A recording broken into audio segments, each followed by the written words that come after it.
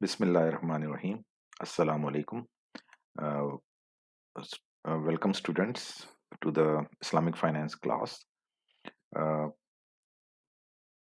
we completed 8 weeks of classes before the midterm exam. Ninth was supposed to be our midterm exam, which was cancelled because of the uh, spread of coronavirus. And this is our first lecture after the midterm exam. Now, because of the current situation where we are facing this problem of lockdown, we have to shift to this mode of online lecturing. So, I'll be sharing with you the lectures for each week online and go through the contents, listen to the lectures carefully, make your notes, and make your points. If any point is not clear to you, or if there is any ambiguity, you can email me, you can contact me using WhatsApp, and I will help you. I'll try to clarify the problems, whatever problems you are facing in understanding any of the concept. So let's start with this first lecture after the midterm exam. So we consider it to be week number 10. So today's lecture is about Ijara or leasing. Ijara is mostly used in Islamic banking for car leasing. It is also used in home financing as well. Um, uh, Once you complete this lecture and go along with the slides, listen to the audio, hopefully you will be able to understand the concept of Ijara in Islam.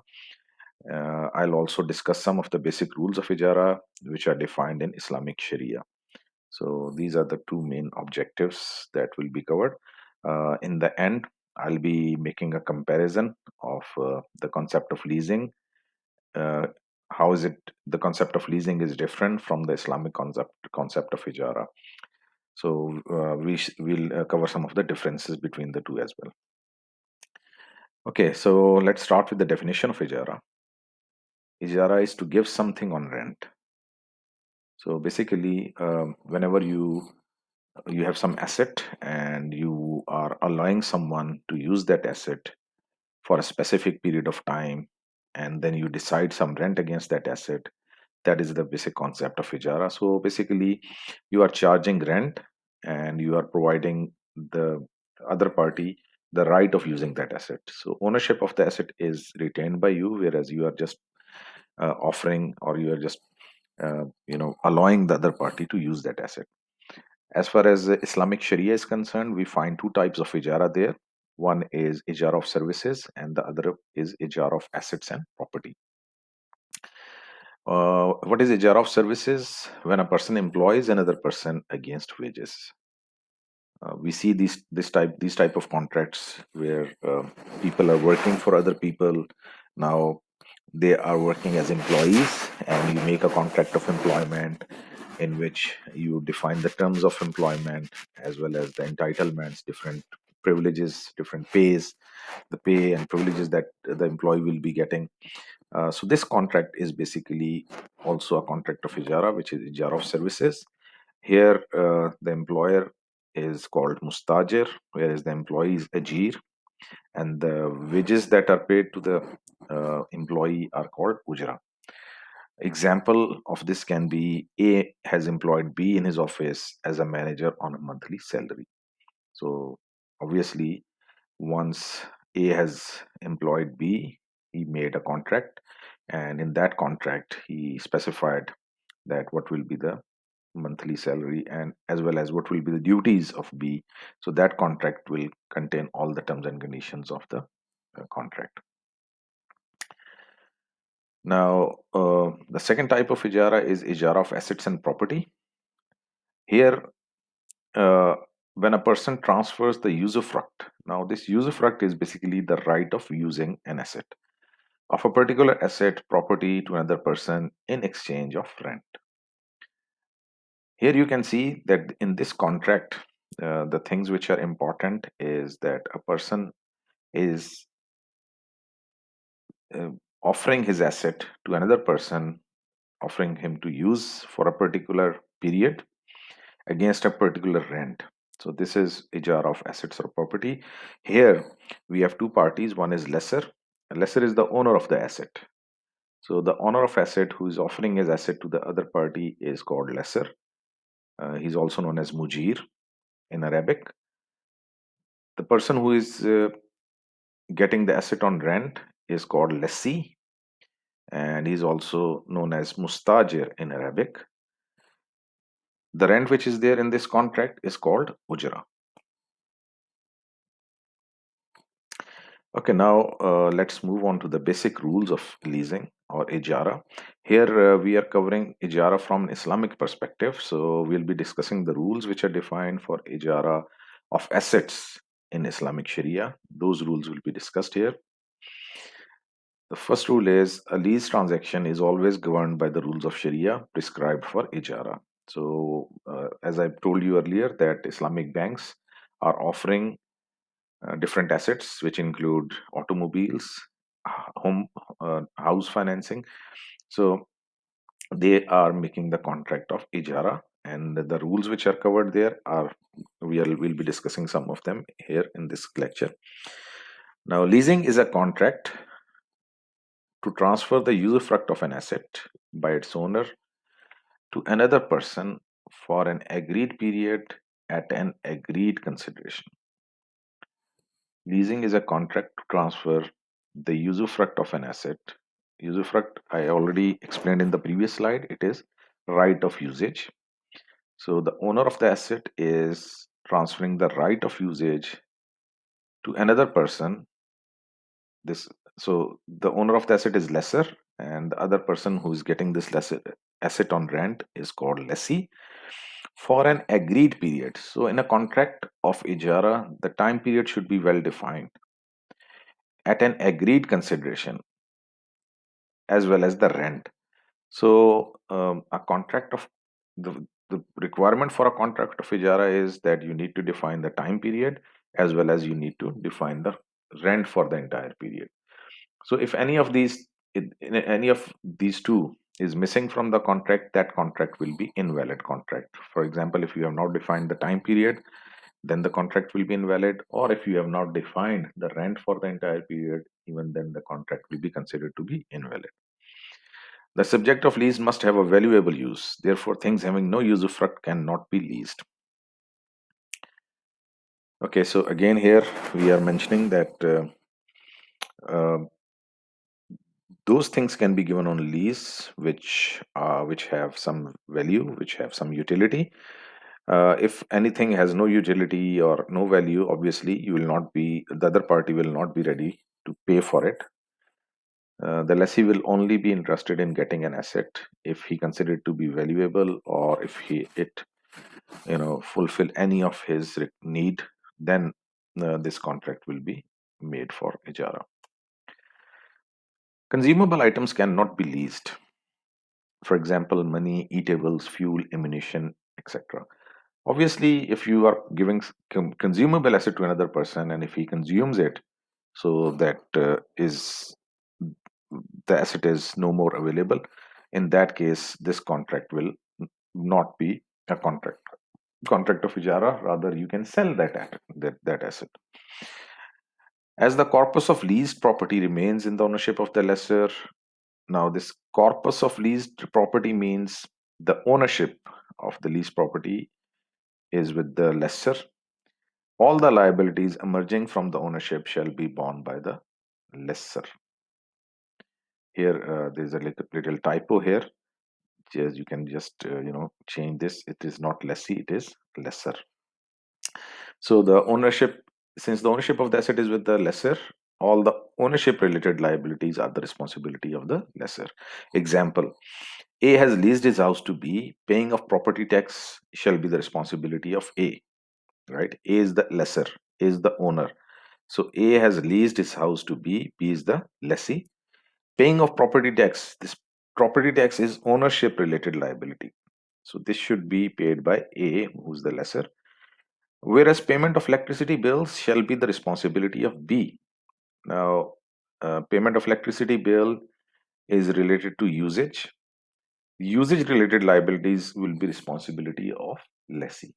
So this is another rule of ijara. Lease agreement is always for a well defined period. So I have already mentioned this thing, that once you are making a contract, you have to define the time period, otherwise this contract will be an invalid contract. The lessee cannot use the leased asset for any purpose other than the purpose specified in the lease agreement. Now, this is an important condition that in a contract of Ijara, the purpose of usage can be defined. For example, if you have a house and you are giving that house to another person on rent, so once you are making contract for that, you can specify that this house is being rented for residential purpose.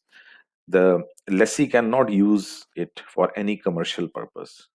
So if we have defined the purpose of rent or purpose of usage, then the lessee is bound to use the asset according to the terms of the agreement. In case he violates this contract, for example, as I gave you the example of the house, that the house was given for residential purpose and the lessee start using it for commercial purpose. If the owner find this violation of the contract, in that case he can cancel the contract. Okay. Next is, if any damage to the asset is caused due to the negligence or misuse by the lessee, he is liable to compensate the lessor for this loss. So if the loss to the asset is due to negligence or misuse, right? You have to note down these two things, that if the loss to the asset is because of the negligence of the lessee, or if it is misused by the lessee, then in that case, the lessee is liable to compensate the lessor for this loss. Okay, the next point is, the lessor shall carry the risk related to asset throughout the leased period. As we discussed this point earlier as well, that the owner is not transferring the ownership, he is only transferring the right of usage. ठीक है, तो जब वो सिर्फ उसको right of usage दे रहा है, then in that case he will be carrying the risk related to the asset, ownership related, like the asset is the property of the owner. So in that case, he will be carrying the risk. I'll give you an example here. For example, if you if someone has a commercial property and he rent it out to another person, and that commercial property is in a small shopping center, for example, and if due to any mishap, for example, there can be earthquake, and because of the earthquake that whole shopping center is destroyed. So if the and among in which this shop is also destroyed, this commercial property is also destroyed. So that then in this case, because this loss is due to the natural calamity, so the owner will have to suffer the loss in this case. A joint property owned by two or more person can also be leased out. Sometimes this happens. Okay, there are more than one owner of a property. So in that case, that property can be leased, but that can only be leased by the mutual consent of all the owners. Another thing is that the rent that will be coming of against that joint property, that rent will also be shared by all the co-owners of that property. Okay, so again, the point is related to the uh, a joint property, a property in which there are more than one owner. A joint owner of a property can lease his proportionate share to his co-partner only and not to any third party. Okay, so the point here is that if a property is owned by one more, like let's say a property is owned by two people. Now, one of them wants to use it. In that case, uh, he the other party can agree to it, that okay, you can use the entire property, but in that case, the person who is using the entire property, he has to pay the rent to his co-partner. It is necessary for a valid lease that the leased asset is fully identified by the parties. So in a lease agreement, the property should specifically be mentioned. As you can see in the example here, A said to B, I lease you one of my two shops. B agreed. Now, the lease is not valid unless the leased shop is clearly determined and identified. So you get an idea here, what is happening, that a person is making this contract that I lease you one of my two shops. Which shops? Which shop? It is not clearly defined in this contract. So since the property is not identified, it is not clearly defined in the contract, this contract will be considered to be invalid contract. Determination of rentals. Uh, we have already discussed this point that once you are making a contract of Ijara, you have to determine the rent for the entire period. The rent must be determined at the time of contract for the whole period of lease. So even if you are making a contract for 100-year or 99 years lease, you have to specify the rent for the entire period. It is permissible to charge different amounts of rent for different phases of a lease agreement. For example, most of the time we find this clause in the lease agreements that the initial rent is a certain amount, say 50,000 per month, and then there will be an increase of 10% per year for the next 10 years. Now this will be this contract will be considered to be a valid contract because the time period is defined 10 years, as well as the rental for the entire period are also mentioned in the contract. However, if you consider the second example where we are saying that the rent for the first year is 10,000 or 50,000 per month, whereas rent for subsequent years will be determined by the lessor. Now, this second case is not a valid lease agreement. Why? Because the rents are not defined. You're making contract for 10 years, you're defining rent for the first year, but for the future period or for the remaining period, you're saying that the rent will be determined by the lessor, which are not defined in the contract. So this second case, remember, is not a valid lease agreement. The lessor cannot increase the rent unilaterally, and any agreement to this is void, right? So because the time period was already decided in the contract, the rents were also defined. So in that case, the lessor cannot increase the rent unilaterally. Unilaterally means at his own. So he cannot do that. He has to go by the contract. Okay, so determination of rentals. The lease period shall commence from the date on which the leased asset has been delivered, no matter if the lessee has started using it or not. This is an important point that a contract was made for the lease, and then the owner handed over the asset to the client. And for example, you can take the example of a house where a contract was made. Then the keys of the house were handed over to the client. Uh, the client shifted late in that property. Maybe he shifted after 2 months.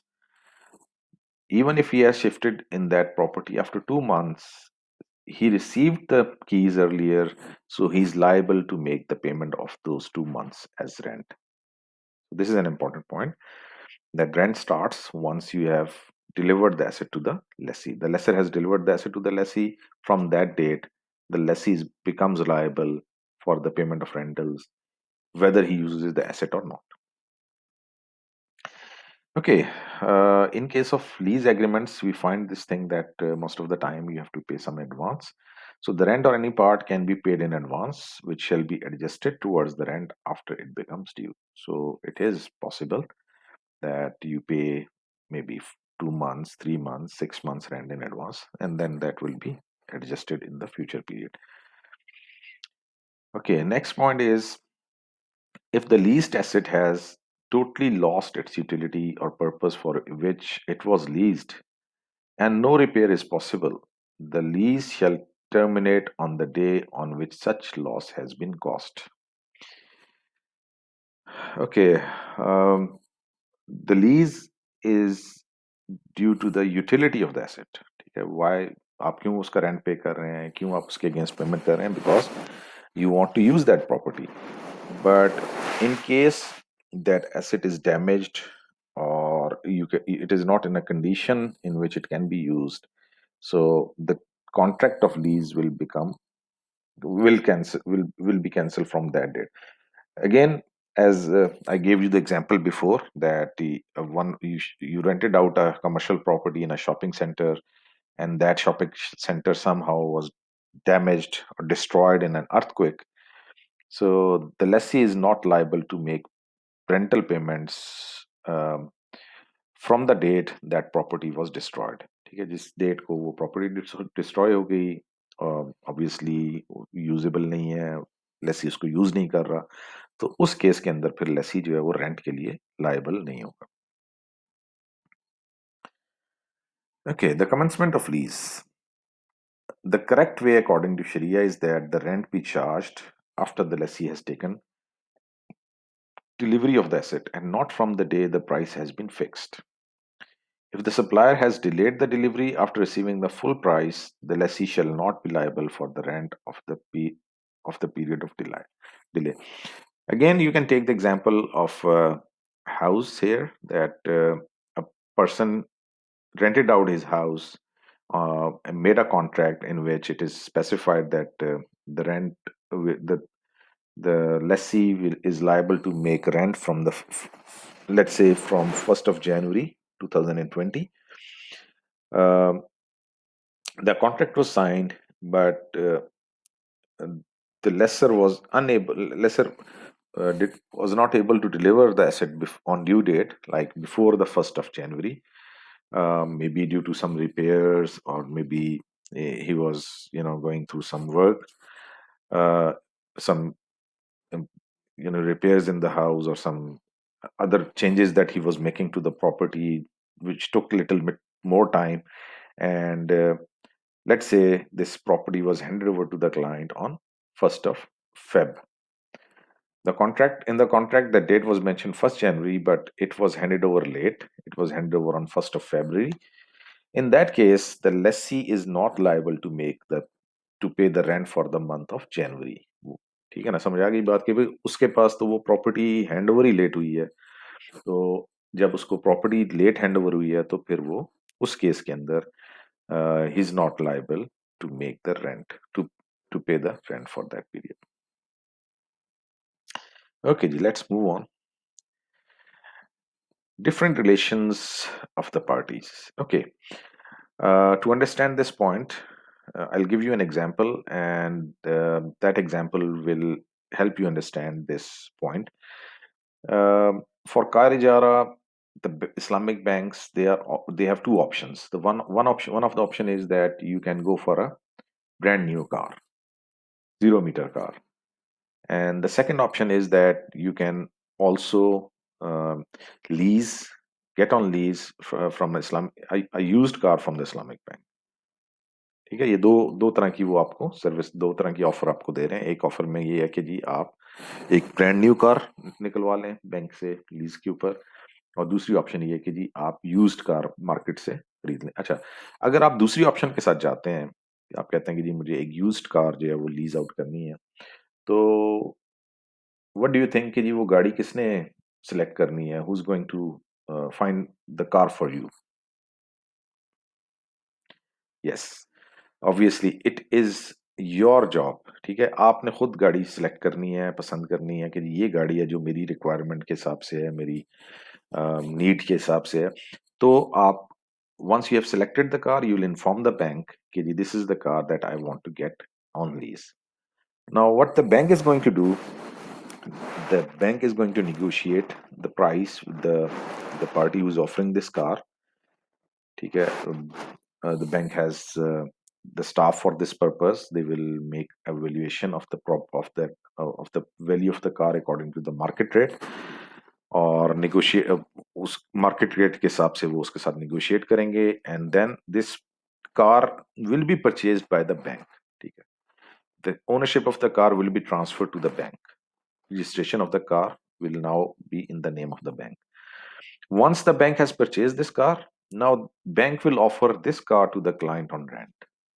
So now you understand, it will be a two-step process कि पहले आपने गाड़ी जो है वो पसंद की, आपने गाड़ी पसंद करके बैंक को इन्फॉर्म किया, बैंक ने उसको इवेलुएट किया और निगोशिएट किया, उसके बाद the bank purchased that vehicle, and the ownership of the vehicle was transferred in the name of the bank, and then bank gave this vehicle on rent to the client. So this is how now you can understand in I'll explain this slide कि जी किस तरह से ये link हो रहा है. If the client has been entrusted with the purchase of the asset intended to be leased, there are two separate relations between the institution and the client. ठीक है, ये वो जो अभी मैंने आपको एग्जांपल दी है कि जिसमें आप यूज्ड गाड़ी लेना चाह रहे हैं, तो यूज्ड गाड़ी जो है उस केस के अंदर it is your job to find out the car of your choice. So now, once you are looking for the car and you have selected a car and informed the bank, okay, this is the car that you need. Now, all this you are doing as an agent, purchasing asset on behalf of the lessor.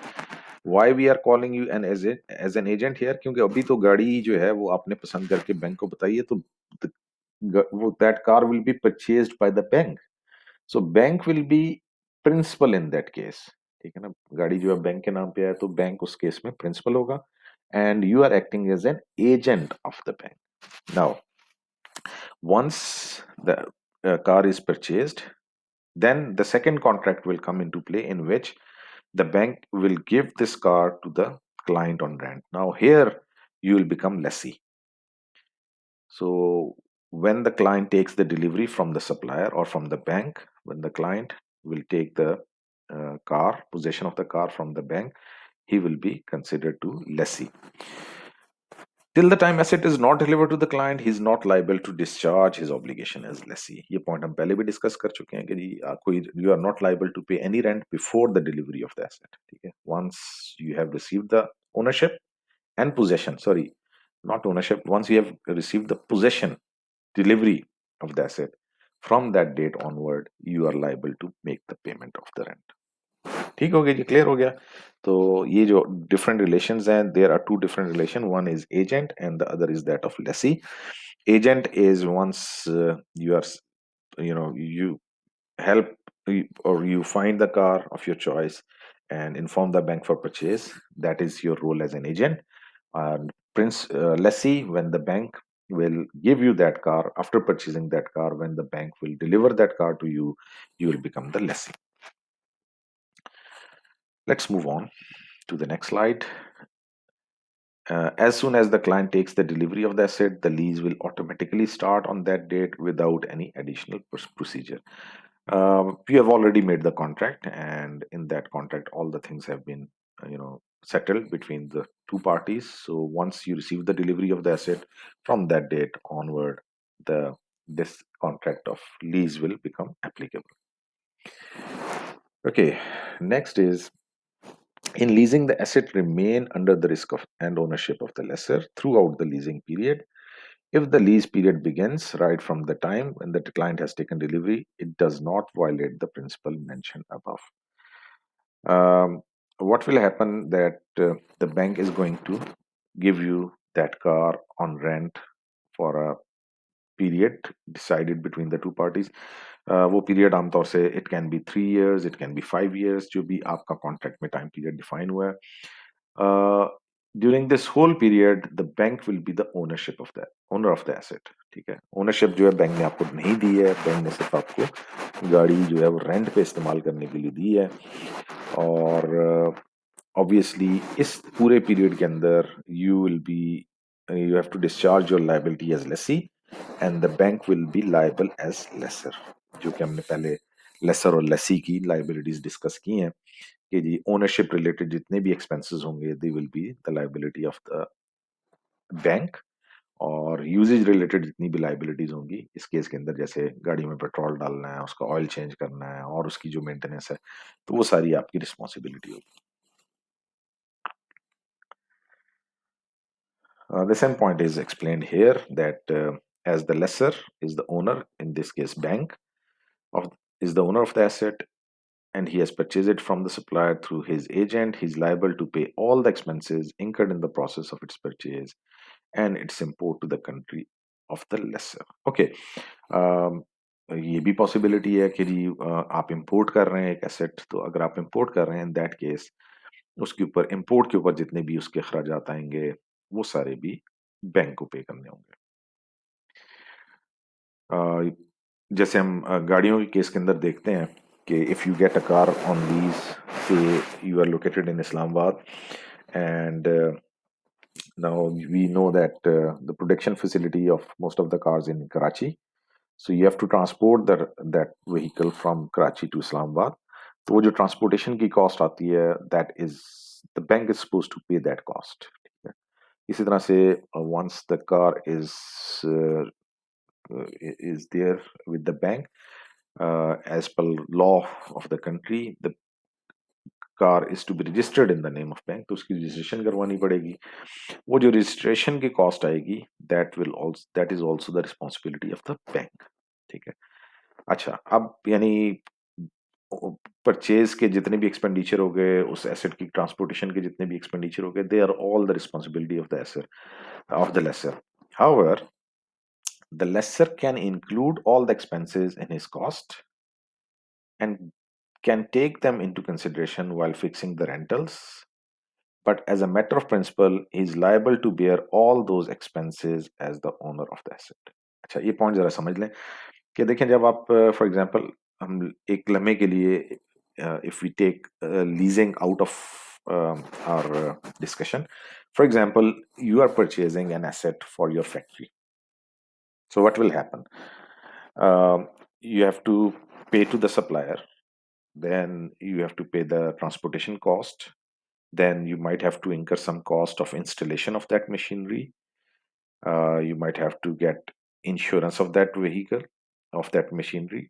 Now, all these costs that you are incurring, they will all be added up to show the cost of the asset. ठीक है, जो आप अपनी books के अंदर, books of accounts के अंदर वो जो कॉस्ट शो करेंगे एसेट की, उसके अंदर ये सारी कॉस्ट शामिल होती हैं.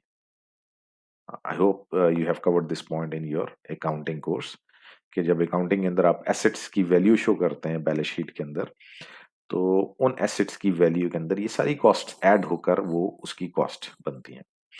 तो सेम थिंग इज देयर कि जब बैंक ने अपनी कॉस्ट कैलकुलेट करनी है कि ये गाड़ी उनको कितने में पड़ी है, तो obviously they have to add all the cost up. So once they have by adding up all these cost, they will figure out the cost कि जी टोटल कॉस्ट इतनी हमें पड़ी, इतने की हमें गाड़ी पड़ी.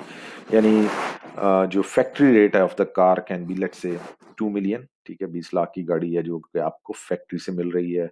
अब इसके ऊपर आपने लेट्स से ट्रांसपोर्टेशन 50,000 आपने ट्रांसपोर्टेशन इनकर कर दी. फिर आपके पास जब ये गाड़ी पहुंच गई तो इसकी रजिस्ट्रेशन के ऊपर अनदर 50,000 इज इंकर्ड, तो ये 2.1 मिलियन यानी 21 लाख हो गए. और फिर इसकी इंश्योरेंस है, वो भी आप इसमें ऐड कर सकते हैं.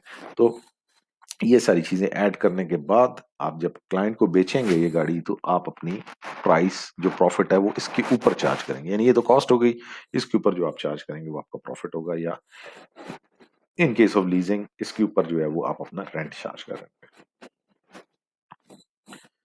ओके जी, let's see. Liability of the parties in case of loss of the asset. ये पॉइंट हमने we have already covered this point कि जी if the loss to the asset is caused due to misuse or negligence, then it is the responsibility of the lessee. ठीक है, अगर आपने घर, if you have taken a house on rent and the window is broken by the child, or if any other wear and tear is there in the house, then you are responsible for that. You have to, you know, um, rectify or whatever damage is there, you have to compensate for that.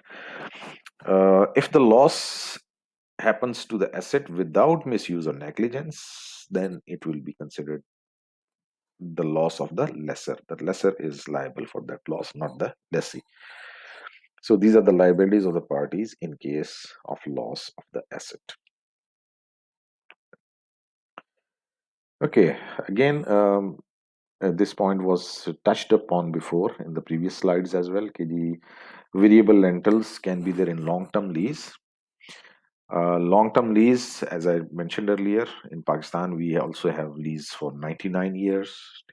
So it's a long-term lease, even 10 year, 15 year, 20 years. So whatever time period is there, in means if it is more than long-term period, if it is more than 1 year, we can say it is a long-term period. In long-term lease agreements, it is mostly not in the benefit of the lessor to fix one amount of rent for the whole period of lease. जैसे मैंने आपको कहा कि जी आप 99 years पे अपनी lease पे अपनी प्रॉपर्टी दे रहे हैं, तो आप कहते हैं जी 10,000 पर मंथ रेंट होगा. तो अब for 99 years 10,000 per month is not justified. ठीक है ना, वो रैशनल नहीं होगा. तो कैसे इसको हम हैंडल करेंगे? There are two options for the lessor. First of all, he can contract the lease with the condition that the rent shall be increased according to a specified proportion. For example, 5% after a specified period, say 1 year. ठीक है, तो आमतौर से generally हमें जो contracts मिलते हैं उसके अंदर इसी तरह से कॉन्ट्रैक्ट हमें मिलता है कि जो ओनर होता है वो क्या करता है, वो अपना एक इनिशियल रेंट डिटरमिन करता है और देन ही स्पेसिफाई कि there will be a certain increase in that rent per month or per year, whatever is the specified period is there in the contract. The second option is he can contract lease for a shorter period, after which the parties can renew the lease at new terms and by mutual consent. So this second option is basically don't go for a long-term contract. You can go for small contracts. Let's say you make a contract for 3 years, and then you specify that after 3 years we'll make a new contract depending upon the situation at that time. Uh, the out of these two options, option number one is more suitable for the lessee. ठीक है जी, लेसी को ज़्यादा इसमें clarity है कि उसके पास एक long term period के लिए एसेट आ गया है और उसको उस पीरियड का रेंट भी पता है. Situation number two is not suitable for the lessee. कि अगर 3 साल, let's say you made a contract for 3 years and you said कि जी after 3 years we will renew the contract. अब 3 साल के बाद क्या होगा, that is not clear to the lessee, तो वो लेसी के इंटरेस्ट में नहीं है. So depending upon the situation कि किस जब आप आपस में कॉन्ट्रैक्ट बना रहे हैं तो कहाँ पे आप किस एग्रीमेंट पे आप दोनों एग्री कर जाते हैं, you can make that agreement. Okay, this is one of the point which is a little bit controversial as well. Why? Because in Islamic Sharia, this is penalty for late payment rent. Like you have made a contract that, let's say, you have given a property on rent to other party. The other party is supposed to pay the rent by a specific time. What if that party fails to make payment by that time? ठीक है, तो उस case में फिर हम क्या कर सकते हैं? तो एज पर शरिया तो आप you cannot charge anything extra other than the rent you have defined in the contract. Okay, so a monetary charge from a debtor for his late payment is exactly the riba prohibited by the Holy Quran. If you recall the definition of riba is any excess charge from the debtor. Any amount, if you are giving something on loan and then you are charging extra amount on that, that is riba. ठीक है जी, हम पहले रिबा के chapter में discuss कर चुके हैं. तो अगर इस पॉइंट ऑफ व्यू से देखें तो lessor can not charge an additional amount in case the lessee delays the payment of the rent. अच्छा, ये तो बात हो गई. लेकिन अगर हम बैंकिंग कॉन्टेक्स्ट के अंदर देखें कि हम कहते हैं कि जी बैंक ने गाड़ी दी है क्लाइंट को, एक को नहीं, bank has hundreds of clients, ठीक है, जिनको उन्होंने वो अपनी property, they have rented out the vehicles. ठीक है, अब ये सारे के सारे हंड्रेड थाउजेंड्स में हैं जो उनके क्लाइंट्स हैं, वो अगर टाइम पे ना करें तो what will happen? So this will jeopardize the whole banking system. ठीक है, आपका बैंकिंग का पूरा सिस्टम ही नहीं चल सकेगा. You can not work out, you can not plan your cash flows. ठीक है, आपको पता ही नहीं है कि जी हमें कब पेमेंट रिसीव होगी. Client might delay for 1 month, we might delay for 2 month. और इन अ सिनेरियो कि जहाँ पे क्लाइंट को कुछ एक्स्ट्रा भी पे नहीं करना पड़ रहा, तो यू कैन ऑलवेज एक्सपेक्ट कि जी you will not get payment on time. ठीक है, तो चूंकि अब ये सिचुएशन वो होगी जिसमें बैंकिंग सिस्टम ही collapse कर जाएगा. ठीक है, so because of this the Islamic scholars, now this is a practical problem which was discussed by this before with the Islamic scholars, that how we can handle this situation. ठीक है, if we say कि okay there will be no extra amount charge, uh, banking system cannot work in that case. So uh, an administrative solution for that, which was given by the Islamic scholars, is that okay, what you can do is you can charge a penalty. You can specify a penalty in the contract that if the payment is not paid by a specific due date, the client will have to pay this much extra, and whatever you are charging this that extra amount, it will be spent in charity. ठीक है, यानी ये इसी तरह से जैसे आप देखें यूटिलिटी बिल्स हमारे आते हैं, इलेक्ट्रिसिटी बिल आता है, उस पर लिखा होता है कि जी payable by due date is say 2500 and payable after due date it is 2700। ठीक है, वो पेनल्टी उन्होंने वहां पे बिल में डिफाइन की होती है। अब उस पेनल्टी का इफेक्ट ये आता है कि लोग ट्राई करते हैं कि जी उस ड्यू डेट से पहले पे कर दें, अगर पे नहीं करेंगे तो उनको ये 200 एक्स्ट्रा पे करना पड़ेगा। तो सेम थिंग इज हेयर कि जी बैंक्स जो हैं जब ये कॉन्ट्रैक्ट बनाते हैं इजारा का, उसके अंदर वो स्पेसिफाई कर देते हैं कि जी this is the amount which is payable by due date. ठीक है, certain amount is payable by due date. अब if you fail to pay that amount by that due date then you have to pay certain extra amount, वो आपको penalty उसके ऊपर extra amount पे करनी पड़ेगी। तो दैट इज व्हाट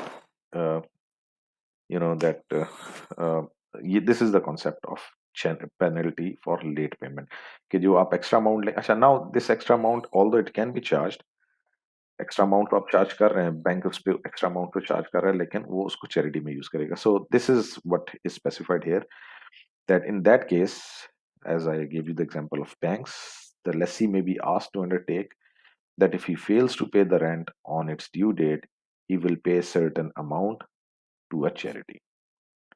ठीक है, उसको उस केस के अंदर फिर उसको ये एक्स्ट्रा अमाउंट पे करनी पड़ेगी जो कि बैंक आगे चैरिटी के अंदर यूज करेगा।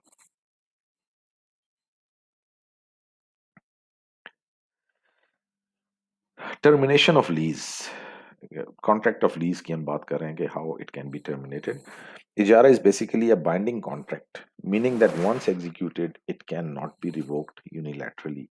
बाइंडिंग कॉन्ट्रैक्ट है मतलब ये कि कॉन्ट्रैक्ट दोनों पार्टीज को इसको फुलफिल करना है।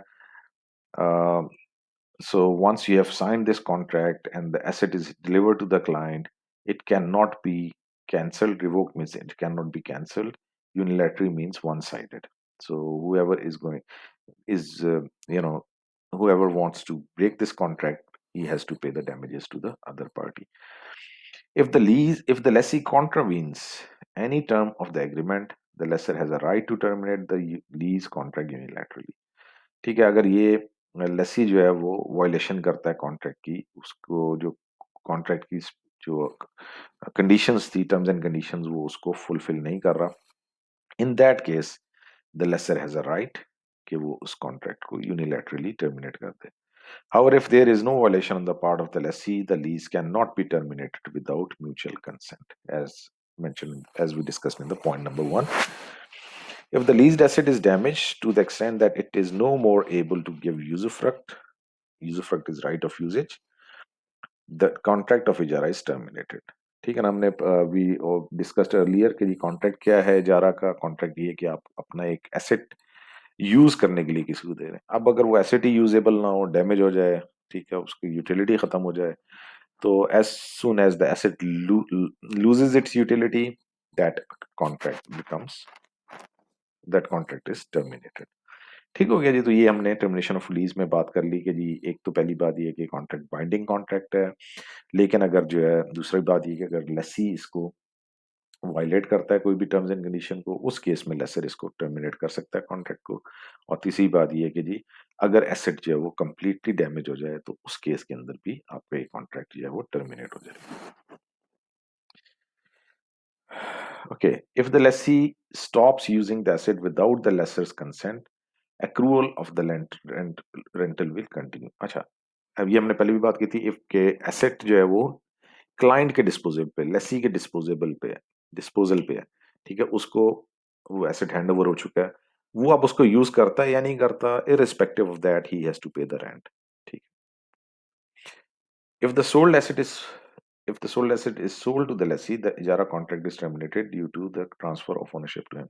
Okay, ये पॉइंट ये कि जी वो जो एसेट आपने उसको दिया हुआ था, रेंट पे दिया हुआ था, अब आप उसको वो आपसे खरीद लेता है एसेट। ठीक है, अगर वो एसेट खरीद लेता है तो उस पॉइंट उस from that date onward he is not liable to pay for the rent, क्योंकि वो तो अब उसकी प्रॉपर्टी हो गई है। The traditional jurists differed regarding the termination of lease due to death of any of the parties, that is, the lessor or the lessee. But contemporary jurists have come to the conclusion that an ijara contract is not terminated with death of either party. However, the heirs of the lessee can terminate if they feel that the contract has become too onerous of their resources to pay the rental. ठीक है, ये जो contemporary jurist हैं उनके हिसाब से। अब यहाँ पे एक ऑर्गेनाइजेशन स्पेसिफाई की गई है ए ऑफी के नाम से, AAOIFI। दिस ए ऑफी stands for, A stands for accounting, then second A stands for auditing. Accounting and auditing organization for Islamic financial institutions. AOFI is abbreviation for accounting and auditing organization for Islamic financial institutions. This is basically a regulatory body, or you can say it is a standardizing body which is working on the standardization of Islamic banking. So according to that organization, the contract of इजारा is not terminated with the death of lesser or lessee. ठीक है जी, तो ये भी इसमें एक point आ गया। Next is if the lessee has paid rental for any stipulated period in advance and he's obliged to return the asset because of any compelling circumstances, which is called force majeure, the remaining of the advance rental must be returned to the lessee because the lease will be considered to have been dissolved for a valid reason. Okay, so if any contract of lease was sign, ठीक है जी, वो asset Lesi को hand over हो गया, Lesi use कर रहा है, उसका रेंट पे कर रहा है, बट समथिंग है, some during the course, you know, सम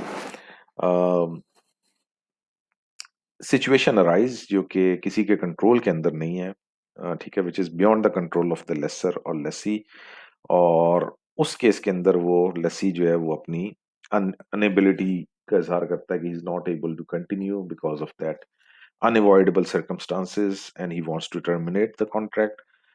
तो उस केस के अंदर अगर उसने कुछ, इफ द लेसर एग्री कर जाता है कि जी ठीक है, ही फाइंड आउट कि यार वाकई it is a genuine case and it is the lessee has no other option, so in that case if the contract is terminated, the remainder of the rental must be returned to the lessee. Okay, another rule is regarding the insurance of the asset.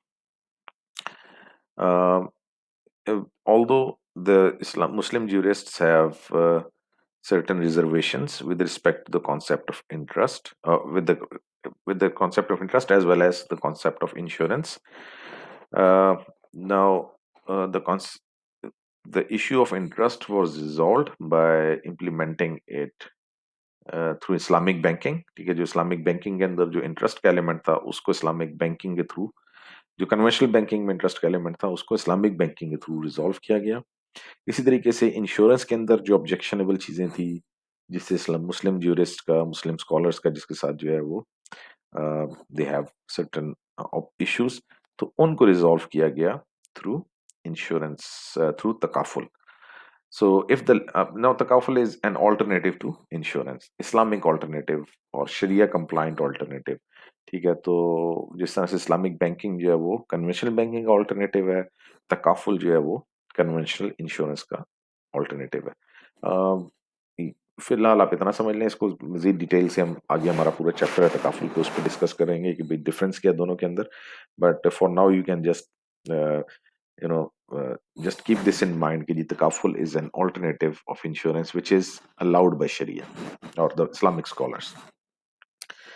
If the leased property is insured under the Islamic mode of takaful, it should be at the expense of the lessor and not at the expense of the lessee, as is generally provided in the agreement of the current financial leases। ठीक है, अगर आप lease की, financial lease की बात करते हैं, तो फाइनेंशियल लीज के अंदर insurance is the responsibility of the Lesi. लेकिन अगर हम अगर हम जो है वो इजारा की बात करें, तो इजारा is a contract of lease which is governed by the Islamic principles of Islamic शरिया। तो उसके हिसाब से इस्लामिक शरिया के प्रिंसिपल्स के पॉइंट ऑफ व्यू से lessor is responsible for payment of insurance, not the lessee. So if the lesser wants to get insurance or takaful, he has to pay for that, not the lessee. Okay, the residual value of the leased asset. इसको थोड़ा सा आप इस तरह से समझ लें, एक एग्जांपल से समझ लें कि आपने, लेट्स से एक क्लाइंट था, उसने गाड़ी बैंक से ली और वो गाड़ी उसने 3 इयर्स के इजारा कॉन्ट्रैक्ट पे ली थी। अब ये 3 इयर्स में वो जो पेमेंट कर रहा है उसके अंदर वो उसका रेंट भी पे कर रहा है और गाड़ी की कॉस्ट भी पे कर रहा है। So at the end of 3 years, what will happen that the client would have paid the full amount of the cost of the car as well as he would have paid the rent of that car। ठीक है, दोनों चीजें वो पे कर चुका है। तो what is the residual value? अब क्या बच गया उसमें? What extra amount he has to pay? The leased asset is generally transferred to the lessee at the end of the lease, free of any charge or at a nominal price। ठीक है, वो बात हो गई कि उसने 3 साल जो अपनी जो मंथली इंस्टॉलमेंट्स पे कर रहा था उसके अंदर उसने कॉस्ट भी पे कर दिया और रेंट भी पे कर दिया। तो जब अब आपने उसको एसेट की, क्योंकि वो पूरी कॉस्ट पे कर चुका है, तो you need the bank has transfer the ownership of that car to the client. तो वो क्या करेगा? It will be transferred either free of charge और एट अ नॉमिनल प्राइस। आपको नॉमिनल प्राइस भी रखी जा सकती है कि जी लेट से 3 साल के बाद वो क्लाइंट हैज टू पे 20,000 या 50,000, whatever some nominal price is there, he has to pay that and to get the ownership of the car। In order to ensure that the asset will be transferred to the lessee, sometimes the lease contract has express clause to that effect। अच्छा, as per rules of शरिया, वो आगे हम अभी discuss भी कर लेंगे, अगली slides में भी आने वाले हैं कि जी जब आप कॉन्ट्रैक्ट बनाते हैं इजारा का तो you make a separate contract of इजारा। एंड इजारा कॉन्ट्रैक्ट तो सिर्फ ये है कि हमने गाड़ी, बैंक ने गाड़ी आपको रेंट पे दी हुई है, जबकि आप जो पेमेंट कर रहे हैं उसमें कॉस्ट भी पे कर रहे हैं। तो बेसिकली आप ये चाह रहे हैं कि उसकी ओनरशिप भी आपको मिल जाए। तो ये जो आपको ओनरशिप मिलनी है, it is not specified in the contract of इजारा। उसके लिए बैंक आपको एक अलग से डॉक्यूमेंट बना के देगा जिसमें वो मेंशन करेगा कि जी आप इसकी जो कॉस्ट कॉस्ट पूरी पे कर देंगे तो ट्रांसफर हम, ये इसकी ओनरशिप हम आपको ट्रांसफर कर देंगे। सो so express clause to that effect is not there in the contract of ijara। The ijara, the agreement of ijara itself should not contain a condition of gift or sale at the end of the lease period। ठीक है, तो इजारा में आप ये चीजें नहीं mention कर सकते। इजारा तो रेंट की बात है कि अभी हमने गाड़ी दी है, इस पे हम आपसे इतना रेंट पर मंथ चार्ज करेंगे।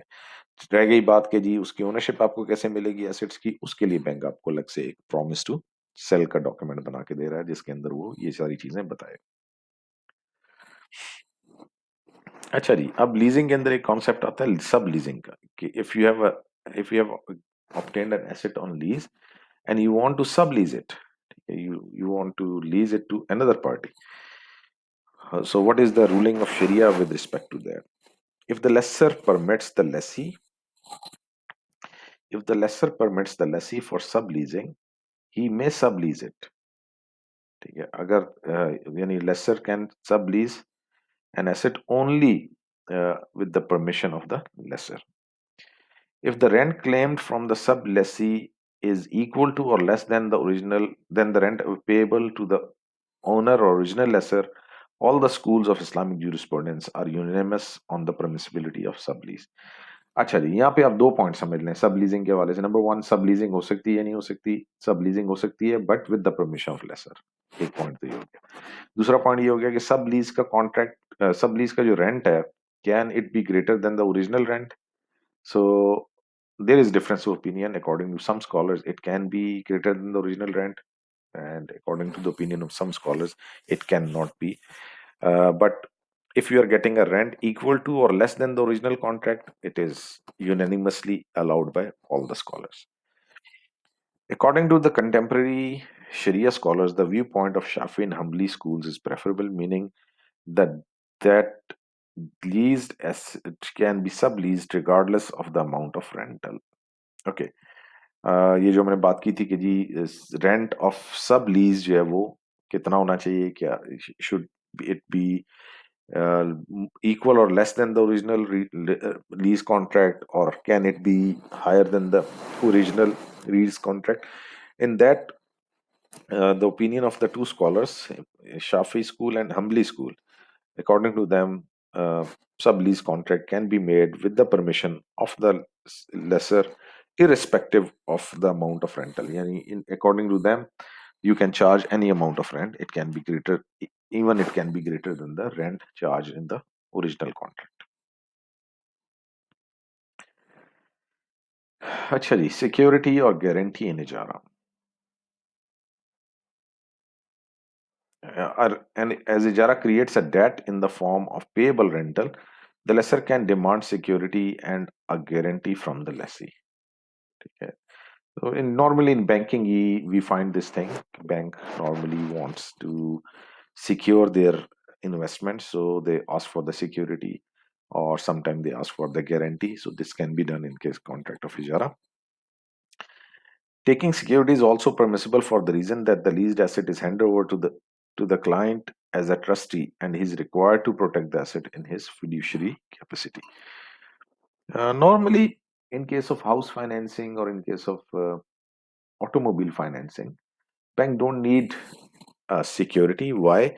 Because the house is in the name, the ownership of the house is in the name of the bank. The ownership of the vehicle or car is in the name of the bank. It is registered in the name of the bank. So even if the client stop payment, uh, the property's ownership is with the bank. So bank can recover the amount from the sale of that property. So in that case, the investment is quite secured.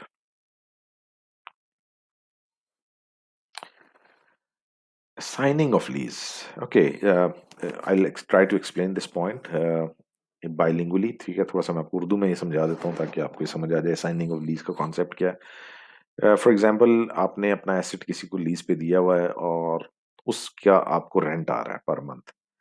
अब आप ये चाहते हैं कि यार वो जो per month rent मुझे आ रहा है, मैं वो डोनेट करना चाहता हूँ, किसी ऑर्फन हाउस को देना चाहता हूँ, किसी मैं चैरिटी हॉस्पिटल को डोनेट करना चाहता हूँ, या फिर आपकी कोई डिपेंडेंट है, ठीक है, कोई आपकी फैमिली है, फैमिली मेंबर है, कोई आपका रिलेटिव है, इवन कोई आपका जो है दोस्त है, वो आप पे डिपेंडेंट है और आप ये चाहते हैं कि यार ये रेंट जो है ना वो मैं उसको असाइन कर दूं, यानी instead of that coming in my account, it is going account of a third party, जो कि मैंने आपको एग्जांपल्स दिए उनमें से कोई भी हो सकती है।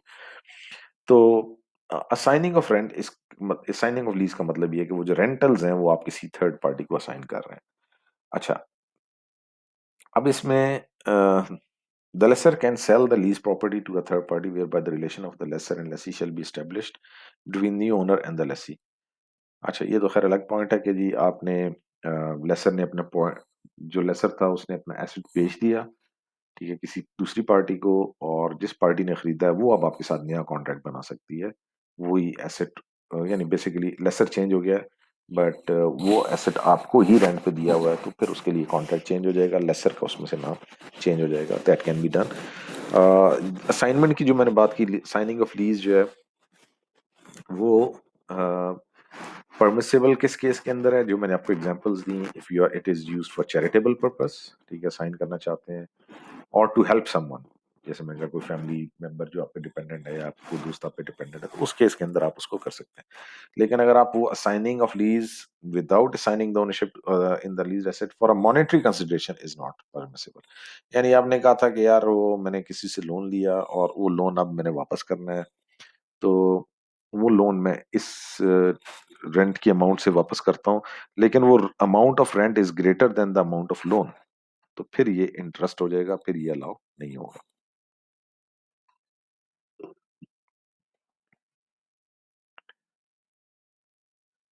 ठीक है, उसी की यहाँ पे एग्जांपल इस स्लाइड में दी हुई है कि a lessor can assign his right to claim rent from the lessee to his son or to his friend in the form of gift, which is permissible. If the lessor wants to sell his right for a fixed price, it is not permissible because it is, in this case, money is sold for money। ठीक है, तो पैसे को it cannot be, assigning of lease cannot be against a monetary consideration। Okay ji, next point is securitization of इजारा। अच्छा, ये थोड़ा सा आप समझ लें सिक्योरिटाइजेशन का कॉन्सेप्ट क्या है। कि securitization, securities are basically negotiable instruments, ठीक है, जिसमें आपके पास शेयर्स और बॉन्ड्स आते हैं। Just consider the case of shares. तो what is the concept of shares is that you purchase the share of a company, ठीक है।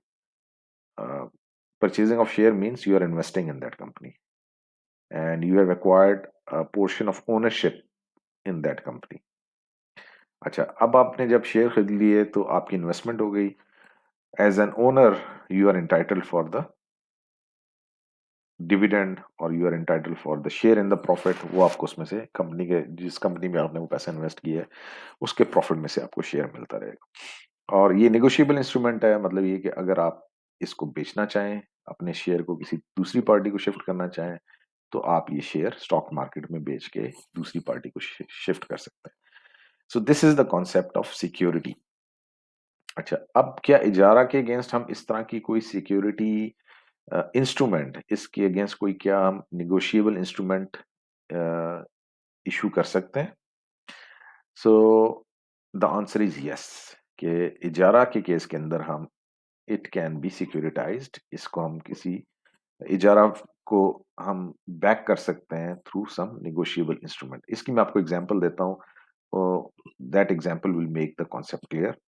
For example, your company is interested in making a huge construction, huge shopping mall, like just like the case of Centaurus or maybe Giga Mall, right? So it's a huge investment, and for that, instead of borrowing from the bank or from any financial institution, आप कहते हैं कि यार हम इसके against इजारा certificates launch करते हैं, negotiable instruments बनाते हैं कि the amount that is required for completion of that project will be covered by the sale of these इजारा certificates. इजारा certificates public को बेचेंगे, people will purchase those certificates, ठीक है। और फिर उसके बाद वो जो certificates हैं, जो लोग खरीदेंगे, they have obtained a portion of ownership in that project. So being a part of that project, once this project is completed, आप वो सारी shops, वो commercial property है जो आप rent पे आगे लगा देते हैं, अब वो जो rent आ रहा है आपके पास, that rent is divided among all those people who have invested in this project, ठीक है। तो this is a source of earning for the investors, ठीक है, उनको उसके ऊपर रिटर्न आता रहेगा उस इन्वेस्टमेंट के ऊपर। और ये एक निगोशिएबल इंस्ट्रूमेंट भी है, because if you want to sell it, ठीक है, आप किसी दूसरी आपको पैसों की जरूरत पड़ गई, आप बेचना चाहते हैं, you can sell it to third party और आप अपना पैसा भी उसमें से रिकवर कर सकते हैं। तो सिक्योरिटाइजेशन ऑफ इजारा is possible in that case. Now let's go over the content of this slide. Ijara certificates can be issued which will represent the holder's proportionate ownership in the leased asset and will assume the rights and obligations of the owner lesser to that extent. Each one of the holders of this certificate will have a right to enjoy a part of the rent according to his proportionate share in the asset. जैसे मैंने आपको example दी है कि वो जो बड़ा shopping complex बन गया, उसकी शॉप्स जो हैं वो आपने रेंट पे दे दी, उसका जो रेंट आ रहा है वो सारा का सारा टोटल अमाउंट जो आ रही है, that will be divided among these इजारा certificate holders. Similarly, he will also assume the obligations of the lessor to the extent of his ownership. In the case of total destruction of the asset, he will suffer the loss to the extent of his ownership. तो चूंकि you are the owner, those people who have purchased these ijara certificates, they will be considered to be the owner of this project. If God forbid this project is destroyed, so what will happen, that the investment of all the investors, all those people who have purchased or invested in this project, they will all, the investment of all those people will be, uh, it will go in waste. Okay, another concept that is there in Ijara is concept of head leasing. This concept of head leasing is developed in the modern leasing business. In this arrangement, a lessee subleases the property to a number of sublessees. Then he invites other to participate in his business by making them share the rentals received by his sublessees. For making them participate in receiving rentals, he charges a specified amount from them. Okay, so head lease means one party, he has uh, taken different units of a property on lease, then he's subleasing them to other parties. Those parties who are getting them on sublease, they are further subleasing it. So it's a complete network of lease headed by this party. This arrangement is not in accordance with the principles of Sharia. The reason being a lessee does not own the property. He is entitled to benefit from its usufruct only. So here you can see a complete network of subleasing is going on, whereas all of these different levels of subleasing are there, and in these different levels of subleasing, uh, all of them, since they are not the owner, they cannot further sublet this property, and this whole arrangement is basically not in accordance with the principles of Sharia. Okay, Ji, so with this, we come to the end of our today's presentation, and uh, I hope you'll be able to understand.